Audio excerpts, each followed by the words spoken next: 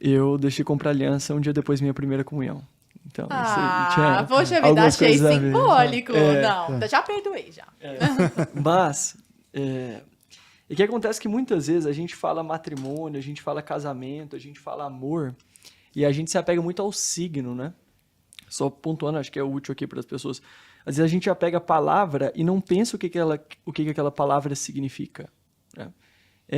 Então, a gente tem uma tríade, né? O signo, o significado e o referente, né? Se a gente falar manga é um tipo de fruta com caroço grande, etc, etc, e o referente é a manga mesma, né?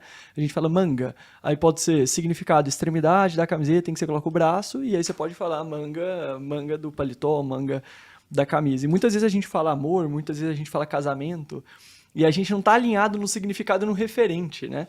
Então, assim, antigamente, mas isso é um assunto muito longo, nem eu nem ela, a gente mudou muito a nossa cabeça em relação a isso, assim. Pra gente não era muito um enrolar, a gente não tinha uma noção da responsabilidade que é criar uma família, né? Tem até uma distinção interessante, a diferença de família para casal, né? Casal é uma amizade com sexo, basicamente. Família, existe um comprometimento perene, né? De doação profunda em relação ao outro, né?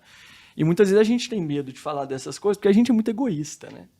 Assim, dessa doação, né? E isso, então, muitas vezes quando a gente fala casamento, quando a gente fala matrimônio, até a distinção que você fez, casei no cartório, casei no religioso, uma diferença acidental? Não, é uma diferença substancial.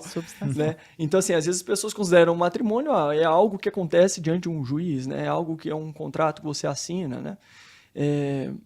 Mas não, né? O matrimônio, ele tem em si a doação dos nubentes, né? Tanto é que no sacramento mesmo, né? Não é o padre que faz o casamento, né? Ele é testemunha. Ele celebra, né? O que é a essência do sacramento é o sim diante de Deus de doação total um para o outro. Né? Então, em relação a isso do amor, uma coisa que dá para falar inúmeras vezes, né? Porque antes, né? Uma coisa que é boa sobre isso. Tem uma questão assim, né? Logo no início ali do Gênesis, né? Deus faz a criação e tem uma coisa interessante, que ele cria e ele vê que é bom.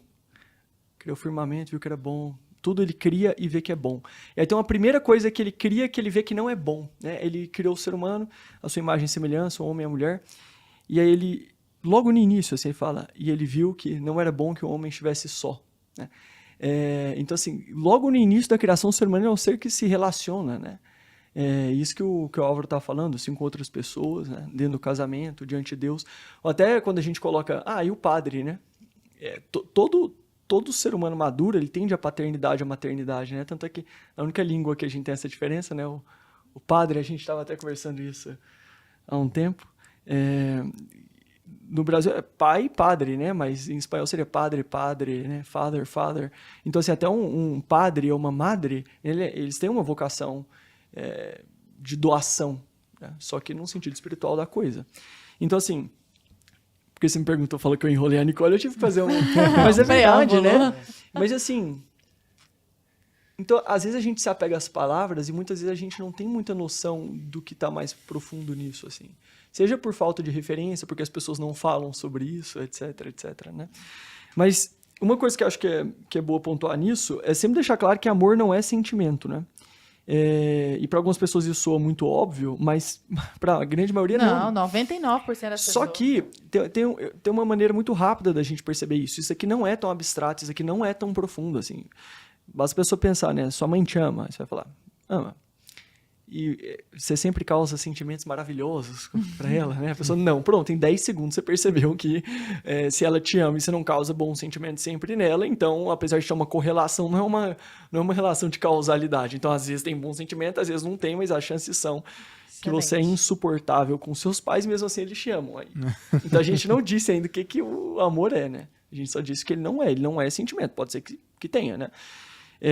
Eu tenho clareza que a Nicole, né, minha esposa, me ama. Por quê? Porque a conta não fecha, assim. Eu sei que eu não sou incrível sempre e é desproporcional os atos de serviço, de doação que ela tem pra mim. Eu falo, eu não te mereço, né? Então, assim, não é bom sentimento. Se dependesse de sentimento, coitada de mim, né?